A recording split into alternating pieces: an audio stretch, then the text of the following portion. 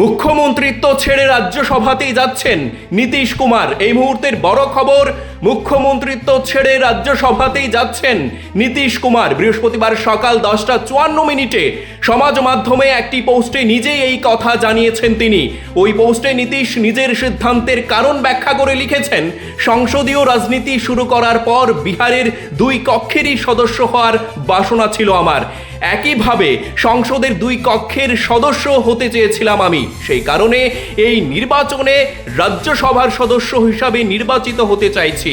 সেই ক্ষেত্রে তার জায়গায় বিহারের মুখ্যমন্ত্রী কে হবেন তা নিয়ে জল্পনা শুরু হয়েছে। কয়েকটি সংবাদ মাধ্যমের প্রতিবেদন অনুসারে উপমুখ্যমন্ত্রী হতে পারেন নীতিশের পুত্র নিশান্ত কুমার। ওই প্রতিবেদনগুলিতে এও দাবি করা হয়েছে যে নিশান্ত উপমুখ্যমন্ত্রী হলেও মুখ্যমন্ত্রী হতে পারেন বিজেপির কেউ। সেক্ষেত্রে নীতিশের উত্তরসূরি হওয়ার দৌড়ে বর্তমান উপমুখ্যমন্ত্রী সম্রাট চৌধুরী এগিয়ে রয়েছেন বলে মনে করছেন অনেকে। তাহলে এই প্রথম বিহারে বিজেপির কেউ মুখ্যমন্ত্রী হবেন। এই মুহূর্তের বড় খবর শুনতে পাচ্ছেন শুধুমাত্র PB24 এর পর্দায়। মুখ্যমন্ত্রিত্ব ছেড়ে রাজ্যসভাতেই যাচ্ছেন নীতিশ কুমার। বৃহস্পতিবার সকাল 10:54 সমাজ মাধ্যমে একটি পোস্টে নিজেই এই কথা জানিয়েছেন তিনি।